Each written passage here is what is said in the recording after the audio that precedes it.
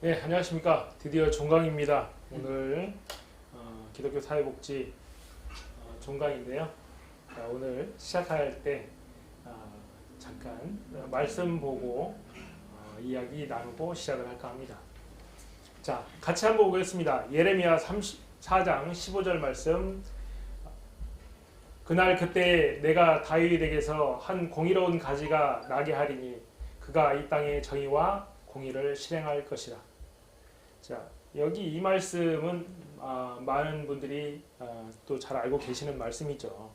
자, 오늘은 시작하기 전에 죽음으로도 끝나지 않은 공이다라는 걸로 여러분과 함께 잠깐 같이 생각해 볼 시간을 갖고자 합니다. 자, 얼마 전에 여러분도 잘 아시죠? 두 전직 대통령이 죽었다고 얘기 표현을 뉴스에 나오더라고요. 옛날 같으면 서거하셨습니다. 뭐 이렇게 나올 텐데 두 전직 대통령이 죽었는데 두 사람한테 참 많은 논란이 있었죠. 이 영상을 많은 분들이 보시기 때문에 제가 그분이라고는 표현 안 하겠습니다. 그 두 사람이 죽었는데 참 많은 논란이 있습니다. 이미 죽어서 화장을 했는데도 또 장지도 정하지 못하고 그러고 있는 상황이죠. 그런데 이분들에게 논란이 있는 이유는 과연 누구의 잘못일까? 아니면 그 원인은 어디에 있을까? 한번 생각해 보자고요. 교회다니지 않나? 이순자 그분.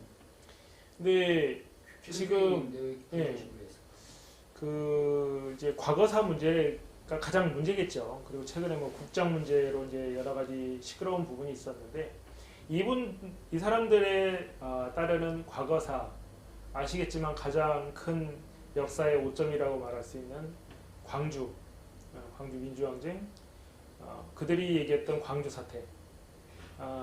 그때 당시에 제가 초등학교 4학년이었습니다. 세월 참 많이 지났죠. 그때 당시에 탱크가 진압하러 내려가는 그 모습도 직접 목격했던 사람 중에 한 사람인데요. 그럼 그들이 정권을 잡는 과정에서 순탄하게 아니면 어떤 피해자 없이 이루어졌느냐? 그러진 않죠. 많은 피해자가 있었고 꼭 광주를 얘기하지 않아도 12.12라는 쿠데타. 그래서 결국에는 대통령이 물러난 다음에 두 사람 다 유죄 확정이 되어서 전직 대통령 예우에 관한 법률에서도 박탈이 됐습니다.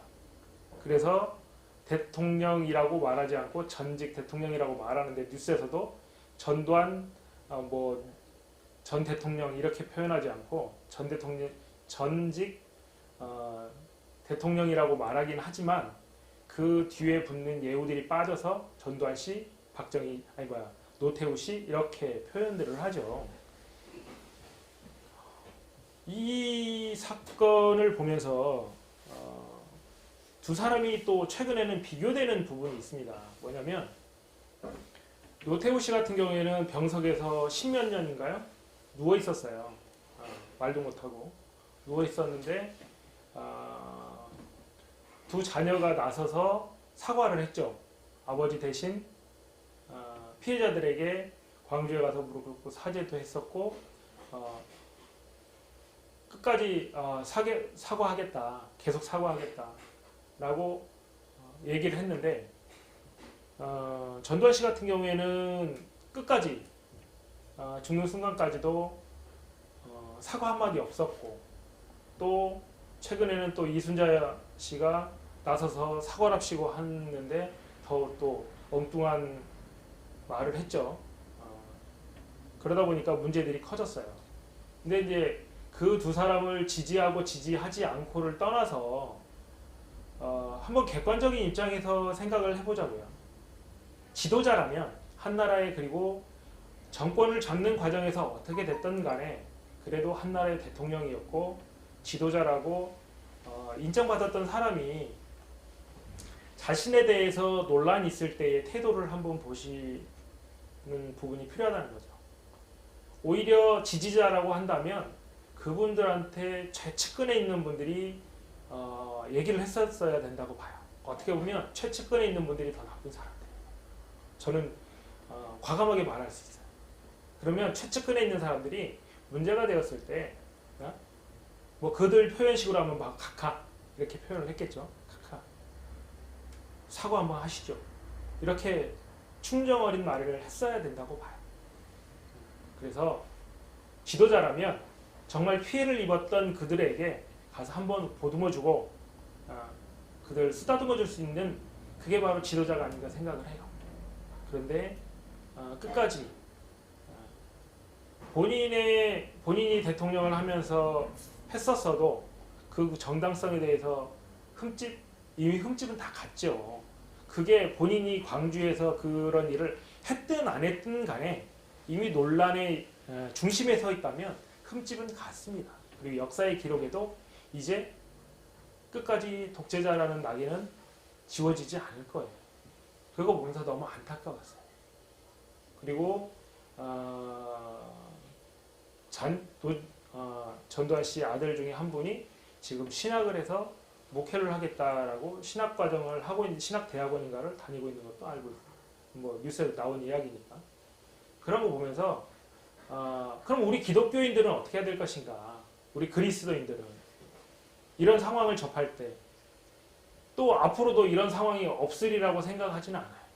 또 있을 수 있는 거고요. 또 많은 일들, 많은 논란 속에 사회 문제들이나 여러 가지 정치 이슈나 여러 가지가 접하게 될 거예요. 그렇다면 우리 그리스도인들은 과연 그들과 같이 평가하고 손가락질하고 편 나누게 하고 이래야 될까요? 과연 예수님이 그걸 기뻐하실까요? 아니요. 저는 단호하게 말씀드리고 싶어요. 아니라. 우리는 정말 아픈 자들, 상처 입은 자들, 정말 그 피해자들에게 다가가서 그들을 보듬어주고 위로하고 그들의 안식처를 제공해 줄 수 있는 사람들이 되어야 합니다. 그게 그리스도인이죠. 지금 제가 그동안 기독교 사회복지 초기에서부터 지금 초대교회까지 이야기를 하고 왔는데 우리 기독교인들이 초대의 그 믿음의 선진들이 행해 왔던 그걸 한번 본받아 보자고요.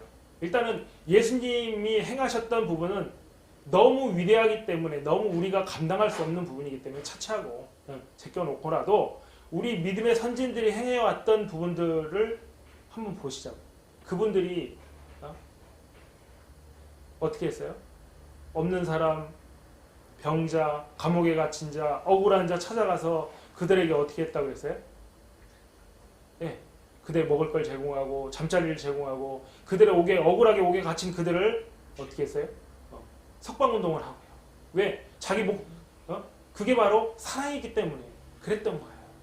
그게 바로 예수 그리스도를 본받는 그 길이기 때문에 그런 거죠.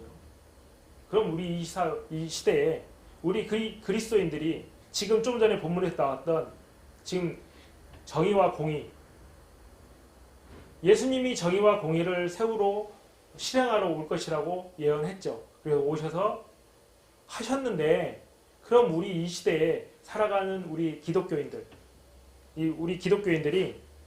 이 시대에 맞는 공의와 정의는 뭘까요? 우리가 실행해야 될 공의는 뭘까요? 그거는 우리가 감당해야 될 역할이 있는데 그건 바로 공존이라고 생각합니다. 공존. 잘 아시죠? 함께 살아가는 것. 나와 이웃이, 나와 내 형제가, 나와 내 나라에 있는, 제가 지금 다문화 전공을 하고 또 공부를 하고 있는데 지금 우리나라에 300만이 넘는 외국인 이주 여성들이 들어와 있고 또 이주 여성이 아니더라도 외국 기화인들이 있습니다. 그분도 다 한국인들이에요. 이제 한국인들이에요. 동남아인이 아니고요. 뭐 어디 베트남, 뭐 필리핀, 라오스 이런 인이 아니라 대한민국 국민이에요. 우리와 똑같은. 그럼 그들과 함께 공존할 수 있는 방법을 찾아야 하고요. 또 그들과 함께 공존해 가면서 함께 살아가는 게 바로 이 시대가 요구하는 공의와 정의가 아닐까 생각합니다. 그래서 우리는 예수님이 말씀하셨던 그 사랑이 바로 공의요 정의라고 저는 이야기하고 싶습니다. 자, 서두의 말씀은 여기까지 하고요. 자, 본론으로 들어가서 우리 기독교 사회복지 시작하도록 하겠습니다. 자, 오늘은 종강이기 때문에 잠깐 앞부분에 대해서 짚고 넘어가고요. 자, 초대교회 사회봉사 시기 뭐 배웠으시죠? 1세기 말부터 7세기 초까지. 그리고 이게 이제 교황 그레고리우스 때까지로 초대교회라 얘기를 한다. 이렇게 얘기를 했고요. 그 다음에 배경으로 예수님의 사랑을 기초로 한 기독교 사회복지다. 이렇게 말씀을 드렸고, 신앙의 통전성, 이거 매우 중요하다고 말씀을 드렸죠. 그리고 봉사와 자선 사업을 통해서 성숙하게 자리를 잡았다. 그리고 이 기독교 초대교회에서 특히나 디아코니아와 코이노니아를 빼놓을 수가 없는데, 자, 디아코니아는 함께 아까 지금 말씀드렸던 함께 사는 부분에 큰 테두리라고 보시면 될 것 같습니다.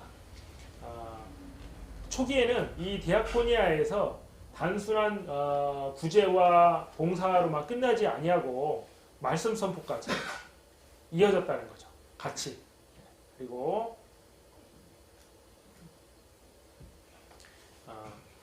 나중에는 단순하게 성도들을 통해서만 진행된 것이 아니라 감독의 통발 관리를 받았다.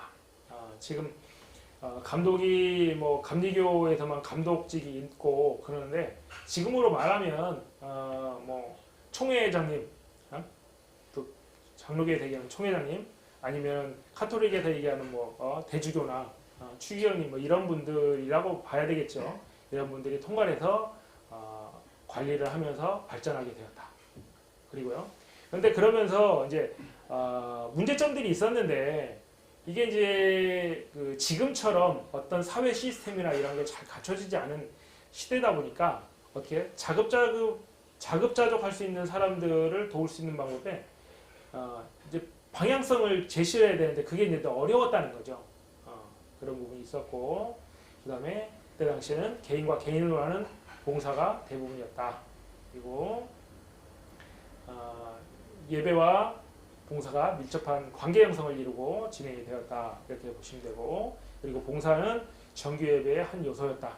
지금처럼 그냥 예배만 드리고 또 나가서 사회봉사부나 뭐 이렇게 전도 활동을 하는 이게 아니라 그 하나의 테두리 안에서, 하나의 컨텐츠 안에서 이루어졌다라고 보시면 되고요. 그 다음에 초대교회 정규 예배는 말씀 선포와 사랑의 친교, 코이노니아죠.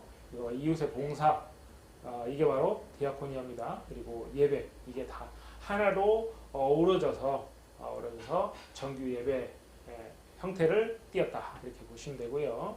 그리고 초대교회에서는 균형 유지를 해서 복음과 봉사와 양면성이 같이 이루어졌고요.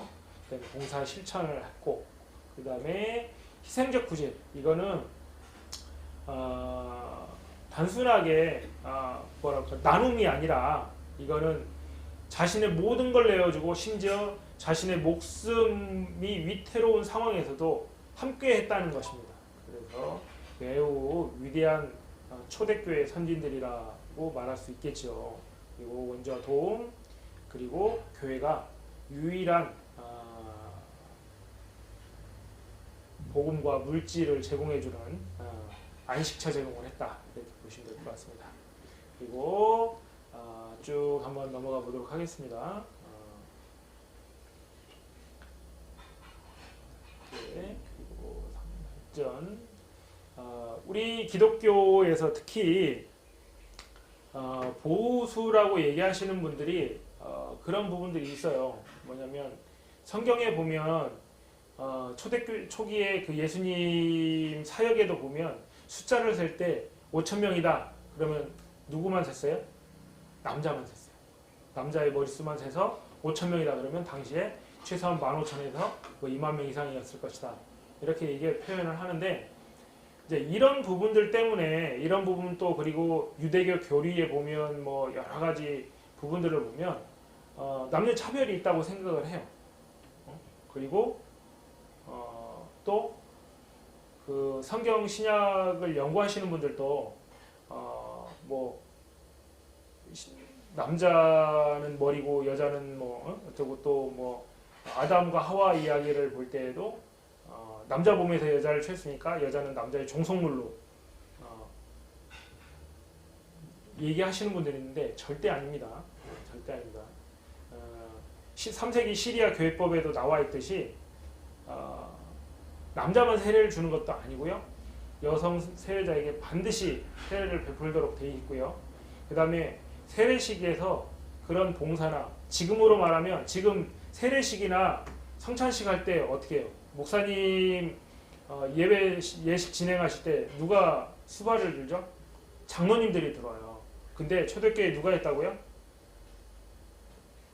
여성 사역자, 여자 집사님들이 이걸 했어요. 그럼 이게 남녀 차별이에요? 아니요. 평등하기 때문에 그 중요한 위치에 있었던 거고요.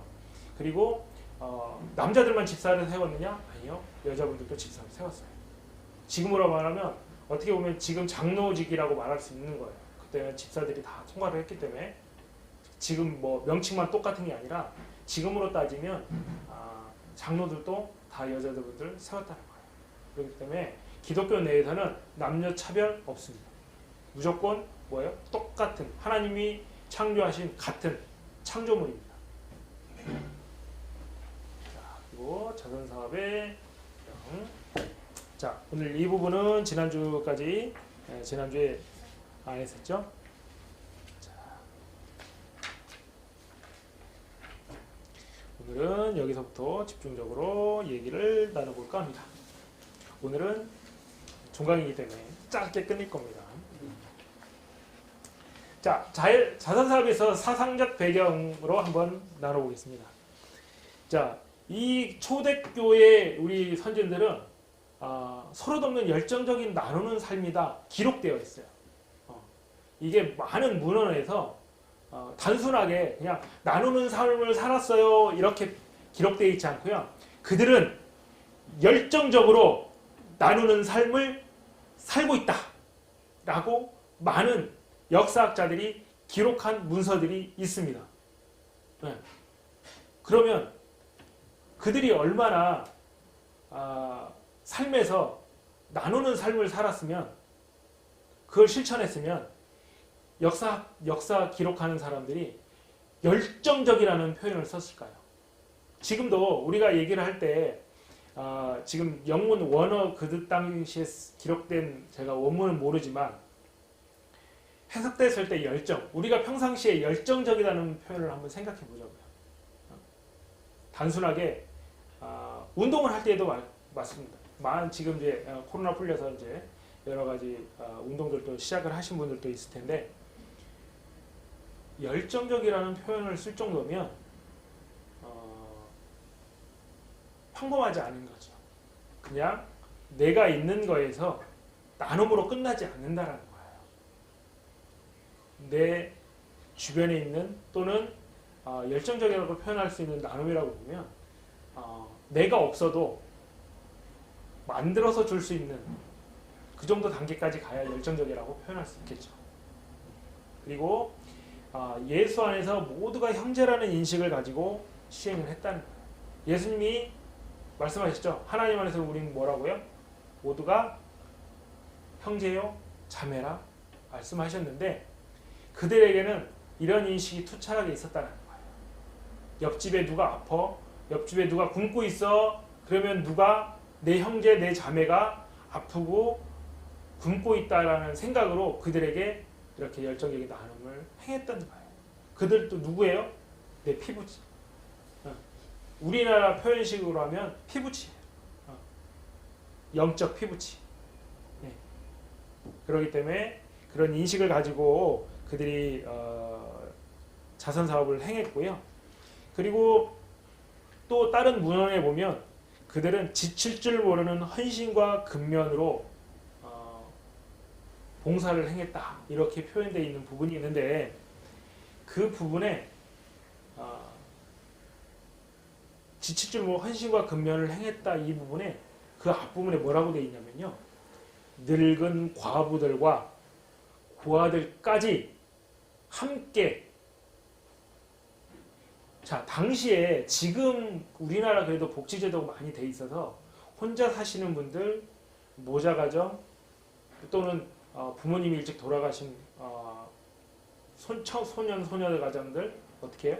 정부에서 많은 지원을 해주지만 이때 당시에 서기 100년, 200년 이 시기에 그런 제도가 있었을까요? 배워왔잖아요. 없었죠. 그런데 그들도 정말 그들도 가장 어떻게 보면 하층민, 밑바닥에 있는다라고 말할 수 있는 부분들인데 그분들까지도 왜 하나님을 믿는 그 신앙 하나, 믿음 하나로 같이 그 자선 사역에 동참을 했던 거예요. 그러다 보니까 기록하는 사람이 봤을 때는 와 저들은 지칠 줄 모르고 자선을 행하는구나 기록을 한 거. 그러면 없는 사람이 남을 나눠주려면 내 걸 어떻게 해야 돼요? 아껴야 되겠죠. 내가 쓰는 걸 아끼고 내 생활을 정말 근면성실하게 정말 소비를 줄여서 아껴야만이 남한테 나눠줄 수 있는 생활을 할 수 있었던 거예요. 그리고 또 가장 이 부분 우리 신앙인들에게 핵심이 되는 부분이죠. 예배의 생활. 장소와 무관하게. 심지어 감옥 안에서도 그들이 모이면 예배를 드렸다는 거예요. 감옥 안에 왜? 그 감옥 안에 갇힌 게 믿음 때문에 하나님을 믿는다고 감옥에 갇혔는데 그 하나님을 그 감옥에서 찬양했다. 그 감옥에서만 아니요 거리에서도 그들이 모이면 예배했다는 거예요. 믿음을 중심에 두고 그들은 자선을 행했어요. 이 기본적인 사상을 가진 그들의 우리의 믿음의 선진들이 이렇게 초대교회에 자선 활동을 했는데 어떤 활동을 했느냐? 자 금전 나눔이 있는데요. 그들은 지금 어떻게 해요? 대출 받으려면 어떻게 해야 됩니까? 서류가요. 아무리 못해도 한 진짜 6장 될걸요? 근데 그들은 제가 여기에 표현을 너그러운 금전적 나눔 이렇게 썼는데 대부를 했어요. 그들은. 근데 무이자, 지난번에 배우셨죠? 무이자 대부예요. 이자도 없어요. 돈을 빌려주는데 이자도 없어요. 그냥 빌려주고 또 그리고 어디에 쓸 건지 묻지 않아요. 우리는 가면 어떻게 해요? 어디에 쓸 겁니까? 뭐 할 겁니까? 또 돈을 현금으로 안 줘요. 대출 받으면 무조건 통장으로 넣어주죠. 뭐 또 그게 문제, 뭐 금융 무슨 법에 걸린다고 현금으로 안 되고 또 계좌 이체를 해서 꼭 반드시 통장에 넣어줘야 되고 뭐 여러 가지 제약들이 있는데 그때 당시에는 돈을 빌려주는데 이자도 없어요. 또 묻지도 않아요. 따지지도 않아요. 필요하면 이렇게 금전 대부도 있었고요. 그리고 위험을 감수한 석방운동, 아까 좀 전에도 말했던 초대교회에 박해가 있었기 때문에 예수님을 믿는다고 잡혀가서 감옥에 갇히는 경우들이 많이 있었어요. 그런데 그럼 어떻게 해요? 내가 저 사람을 끊어내려면 너 쟤하고 친구 너도 예수 믿어? 이렇게 잡혀갈 수 있는 상황인데도 위험을 감수하고 그들의 석방운동을 했다는 거예요. 그들은 착한 사람입니다. 뭐 여러 가지 이제 뭐 조서나 이런 거를 또 글을 모르는 사람들은 글을 아는 이들한테 찾아가서 그 탄원서를 작성하게 해서 그런 석방운동을 전개를 했고요. 그리고 뭐 지금도 하고 있지만 과부와 고아에 대한 구제를 열심히 했고요. 또 유기된 아이들 정말 나도 먹고 살기 힘들다 보니까 태어난 아이들을 버렸어요. 그러면 이 태어난 아이들을 주워다가 팔아. 이걸 파는 사람들도 있었어요. 어디다가? 농장이나 매음굴. 매음굴이 뭔지 아시죠? 이런 표현 쓰면 안 되지만 창녀 쪽. 그때 당시엔 그런 정말 먹고 살 게 없으니까 자기 몸을 팔아서 먹고 살아야 했던 그 참담한 그런 곳에 이 버려진 아이들을 팔았어요. 그러다 보니까 교회에서 이건 안 되지 하고 어떻게 해요? 그 버려진 유기된 아이들을 데려다가 씻기고 먹이고 돌본 거예요. 누가? 교회에서. 이 부분 읽다가 저도 참 마음이 아팠는데 사람이 사람을 팔고 산다는 거 이건 정말 악마적인 행위인데 이 시대에 지금도 있는지 모르겠어요. 이 시대에 그랬다는 거죠. 그리고 뭐 그리스도인들의 거기에서 표현하기를 그렇게 썼더라고요. 그리스도인들의 전통으로 자리 잡았다라고 돼 있는 부분이 뭐냐? 병자들을 돌보고 간호하는 일. 이게 그리스도인들의 전통으로 자리 잡았다. 이렇게 표현하고 있더라고요. 네, 맞아요. 지금도 많은 교회에서 많은 그리스도인들이 아픈 사람을 위로하고 아픈 사람이 찾아가서 기도해주고 그들을 위해서 금식하고. 탤런트 중에 여기서 잠깐 최선자 권사님이라고 있어요. 최선자 씨 아실 거예요. 얼굴 이렇게 좀 강하게 생기신 분이 있는데 이분이 간증한 내용 중에 이게 있어요. 남편이 정말 잘 나갔던 작가였고 부잣집이었는데 어느 날 갑자기 병명도 모르는 걸로 아파서 중환자실에 있을 때 교회 가서 최선자 그때 당시에 그냥 평신도겠죠. 최선자 그 권사님이 교회 가서 기도 제목이 있느냐? 사실은 내 남편이 이렇게 아파서 중환자실에 있다. 그랬더니 그 전도사님이랑 거기에 속해 있던 분들이 중환자실에 문병을 가서 그들을 위해서 기도하고 또 그분 남편한테 그랬대요. 내가 오늘부터 당신을 위해서 금식하며 기도하겠다. 이 말의 위로를 받고 그 남편도 예수님을 영접을 했다는 거예요. 그 누가 그 잘나가고 부자일 때 많은 주변에 그 수많던 사람들이 아프고 이제 가지고 있던 물질들 다 없어지니까 명예도 없어져 물질도 없어져 그러니까 주변에 사람 하나 없었는데 그 누구 하나 문병 오는 이 없었는데 자기 처음 나간 교회에서 누군지도 모르고 왜인지도 모르는 그를 위해 찾아와서 기도해주고 심지어 그를 위해서 금식하며 기도하겠다라고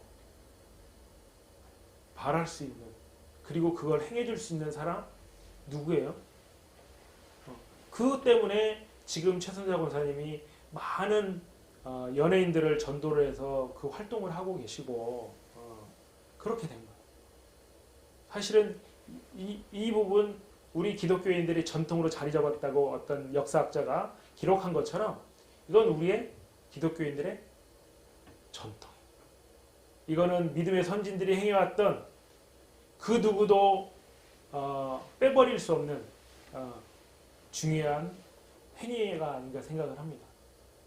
그래서 우리도 살아가면서 이 부분을 꼭 누가 주변에 아프다 그러면 그들을 손 한번 잡아주고 기도해주고 그를 위해서 또 그와 헤어졌어도 집에 와서 식사하실 때 항상 기도하시잖아요. 감사기도 하시면 그럴 때에 그를 위해서 기도해 줄 수 있는 단 몇 줄의 기도라고 할지라도 그걸 누가 들으시니까 하나님이 들으시기 때문에 우리는 반드시 이 부분도 함께 행해야 되지 않나 이렇게 생각을 해봅니다.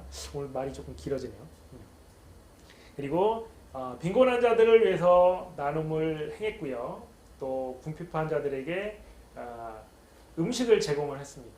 그러니까 이제 이 부분하고 빈곤한 자들하고 이게 조금 중복되는 내용일 수도 있는데 이 나눔은 당장에 굶지 않고 하지만 또 가난한 분들 있잖아요. 그런 분들한테 물질적인 나눔, 정신적인 나눔, 여러 가지 이제 나눔을 행했던 거고 당장에 굶고 있는 그들에게는 음식을 제공을 해서 그들이 식사할 수 있도록 함께 했다는 것이고요. 그리고 또 이 부분, 그냥 지난번에 한번 나왔죠. 가난한 분들에게 어떻게 했다고요? 혼수를 마련해줬다는 얘기도 제가 해드린 적 있죠. 장례도 치러줬습니다. 옛날에는 어떻게 했냐면 죽으면 우리나라 영화에 나오죠. 그 멍석, 저기 전라도 사투리로 덕석, 둘둘둘둘 말아가지고 산 한쪽 모서리에 갖다가 묻어버리고 마는 또는 그렇게 묻어줄 수 있는 사람조차 없으면 멍석에 말아서 저기 깊은 산골짜기에 어디에 갖다가 버리는 상황이 또 있었을 텐데 이 초기 지금으로부터 1900년 전, 2000년 전에 어떻게 했을까요? 더 힘들었겠죠. 그럴 때 가난한 자들을 위해서 함께 장례도 치러준 이런 자선활동을 누가 교회에서 믿음의 선진들이 행했다는 것입니다. 그래서 로마 교회의 모범으로 이렇게 우리는 빈곤한 교회에 구호품을 보냈고요. 교회가 성립이 되면서 그리고 광산의 강제 노역자들에게도 물품을 공급을 했어요. 그들이 사실은 이때 초기에는 광산에서 강제 노역을 하는 사람들은 누구냐면 다 죄인들이에요. 스스로 찾아가서 광산 가서 나 여기서 금 캐고 아니면 은 캐고 돈 벌러 간 게 아니라 이때 당시에는 광산이나 이 광산 소유주들은 뭐였냐면 다 귀족들이나 아니면 그 지역에 뭐 국가에서 소유가 돼 있거나 이랬기 때문에 여기에 광산의 강제 노역자들 이거는 다 죄인들이에요 사실은. 그런데 그들을 위해서도 가서 필요한 물품들을 누가 교회에서 믿음의 선진들이 행했다는 거예요. 그게 바로 사랑이기 때문에 그들을 사랑하기 때문에 가서 죄인이지만 그들을 그 어려움을 이겨낼 수 있도록 도와주는 것이고요. 그리고 다른 지방까지도 자선을 확대했다. 이 부분에 우리가 이 시대에서 한번 더 생각해 볼 필요가 있어요. 많은 큰 교회들이 특히나 그렇지 않은 교회도 많습니다. 그러나 일부 큰 교회에서도 보면 내 교회 아니면 우리만 그리고 그 교회에서 저희 교회에서도 추수감사절 때 저희 같은 경우에 이제 쌀로 해서 지역에 그걸 이제 나눠드렸는데 내 지역만 아니면 우리 동네만 이게 아니고요. 잘 사는 동네도 있을 수 있고요. 또는 한 지역의 도심, 지금 뭐 수도권 같은 경우에는 집값하고 지방 집값하고 엄청 차이 나잖아요. 이런 부분인데 도심하고 지방하고는 차이가 있을 수 있어요. 이때도 마찬가지예요. 로마 중요 도심 같은 경우에는 잘 사는 사람, 물질이 풍성한 지역도 많았어요. 그러다 보니까 교회에도 믿는 사람들도 그런 분들이 많았을 것인데 그렇게 거기서만 끝나지 아니하고 내가 만약에 인천 산다면 인천 지역에 어려운 분들만 돕지 아니하고요. 다른 지역, 소도시에 저 지방에 있는 어려운 교회, 어려운 분들까지도 확대해서 그들에게도 자선을 시행을 했다는 것입니다.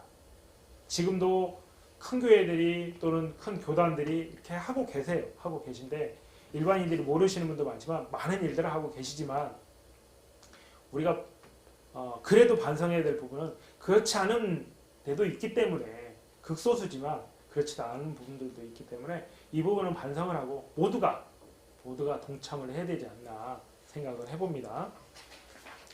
그래서 이렇게 이제 발전을 하다 보니까 수도원들이 생겼어요. 수도원들이 어떻게 생겼냐? 배경으로 보면 자 우리 기독교인들이 잘 아는 우리 그 세계사 공부하면서도 많이 배우죠. 콘스탄틴 황제. 예? 콘스탄틴. 기독교인들이 콘스탄틴 하면 조금 뭐랄까 역사 공부나 이런 거를 좀 관심 있거나 이러신 분들은 잘 아시죠. 그리고 기독교인이 아니어도 학교에서 배우신 분들 많죠. 콘스탄틴 황제가 기독교로 개종을 하면서 기독교가 이제 활짝 꽃을 피기 시작합니다. 핀 꽃이 핀 게 아니라 꽃을 피기 시작해요. 이제 콘스탄틴 황제가 밀라노 칙령 들어보셨죠? 밀라노 칙령을 그래서 종교의 자유를 허용합니다.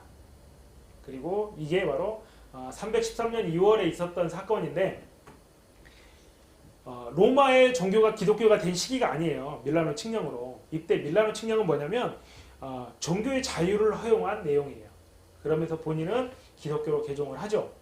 그러면서 기독교가 공인된 건 392년 테오도시우스라는 황제 때 기독교가 로마 제국의 유일한 국교다라고 선포를 한 거예요.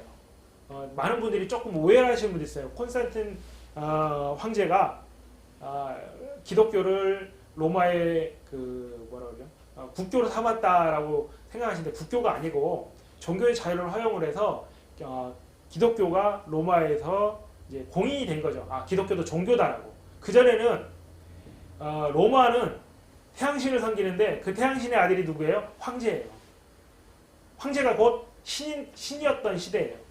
그렇기 때문에 기독교를 인정하지 못해서 기독교를 박해를 했던 거예요. 그 전에. 네.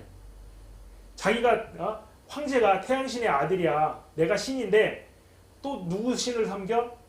이래서 누가 하나님의 아들이라고?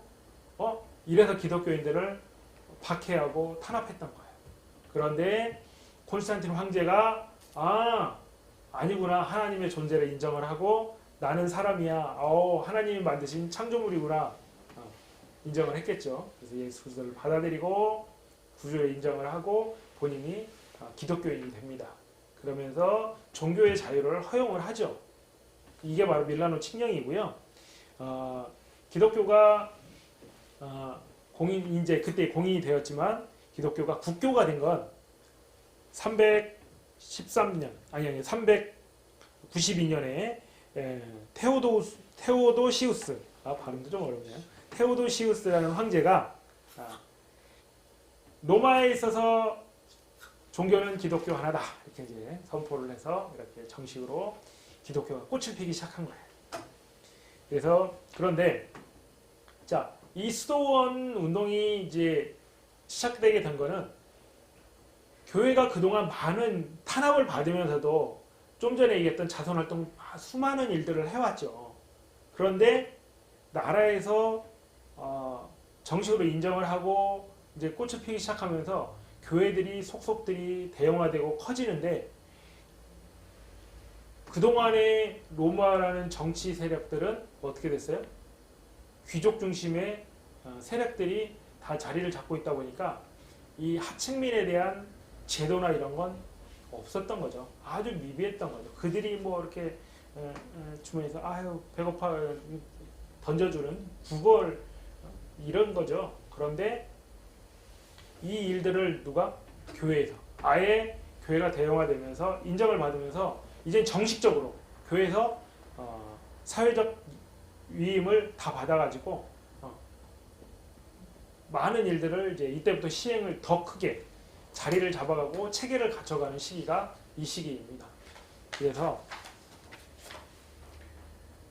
이제 수도원들이 그러면서 교회만 생기는 게 아니라 수도원들이 생겨요. 많은 수도원들이 생기는데 지금도 유럽에 가면 정말 멋진 성이네 하고 보면 성이 아니라 수도원인 경우가 많이 있습니다. 저는 직접 가보진 않았고 사진으로만 봤는데 와 정말 나는 요새인 줄 알았어요. 무슨 요새인 줄 알았더니 수도원이야. 그 수도원에서 수도사들이 금욕적 생활을 하면서 거기서 또 구제 사업을 했어요. 본인들이 신앙의 수도만이 아니라 그들이 그곳에서 생활을 하면서 수도원에 있으면 또 어떻게 해요? 많은 신자들이 수도원을 방문해서 그 수도사들에게 많은 신앙의 조언을 받고 위로를 받고 갔기 때문에 그들을 통해서 들어오는 헌금들도 많이 있었습니다. 수도원에서 구제 사업을 했고요.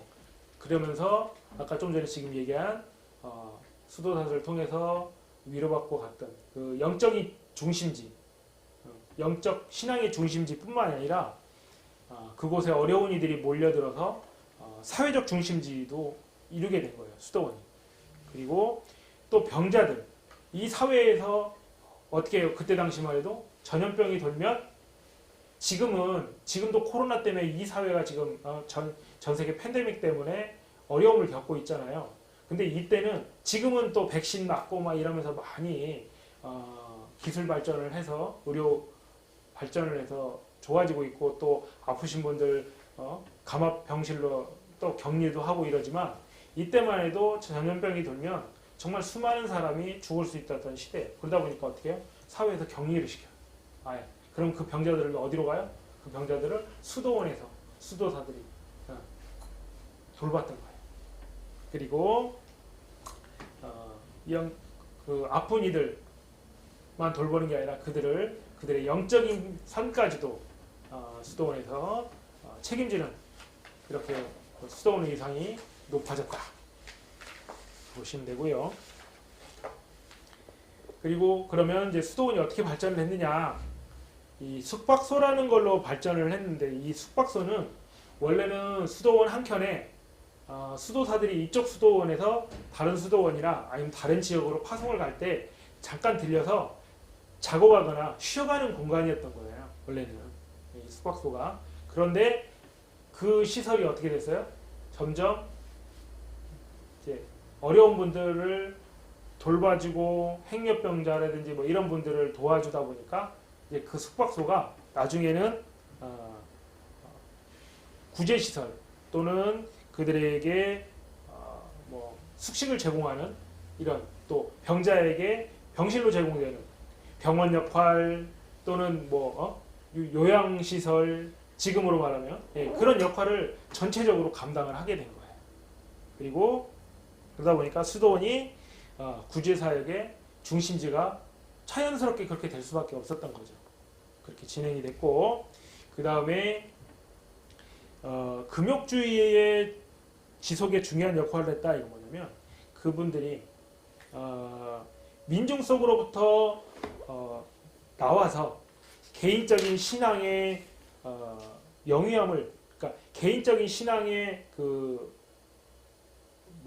뭐라고 그러죠? 이 쌓아가는 부분들 개인 신앙을 지켜가는 역할들을 수행을 했어요. 그러다 보니까 수도사들이 지금 신부님들 결혼 안 하듯이 수도사들이 많은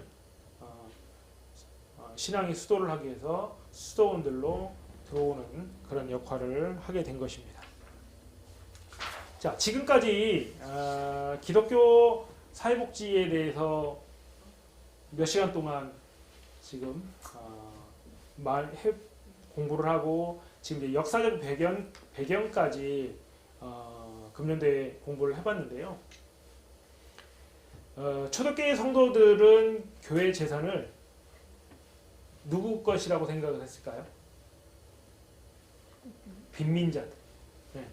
교회 재산을 빈민자들을 위한 것이라고 그들은 생각을 했대요. 이건 역사학자들이 기록을 해놓은 내용입니다. 제가 생각한 게 아니고. 그리고 그들은 이웃에 대한 사랑을 실제 생활에서 아까 말씀드렸다시피 위험을 감수하면서까지 그들의 석방운동을 했다고 제가 기록되어 있다고 했잖아요. 그런 것처럼 실제 행동으로 옮겼던 거예요.